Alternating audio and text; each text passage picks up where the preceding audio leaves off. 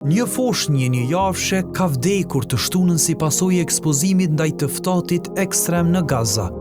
Vëllai më i madh i tij, Jusufi, po qëndronte afër me lot në sy. Ai vdiq nga i ftohti. Baba i viktimës tha se nuk mund të bënin asgjë. Filloi të dridhej shumë, bëm gjithçka që mundëm, por nuk kishte ngrohje, nuk kishte strehim të sigurt, asgjë që ta mbante të ngrohtë. Mahmud al-Aqra është foshnja e 4 që vdes në Gaza si pasojë të ftohtit që nga nëntori 2025. Pajim për këtë situate ka Izraeli, që nuk po lë as gjëra ushqimore, por as ndërtimore të futen në Gazan e shkatërruar.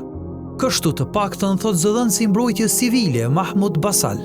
Kjo nuk është një fatkeqësi natyrore, është një emergjencë humanitare e krijuar nga njeriu. Lufta gjenocidale e Izraelit në Gaza ka vrarë mbi 70.000 persona, shumica gra dhe fëmijë, dhe ka plagosur mbi 171.000 që nga tetori i vitit 2023. Shënjestër.net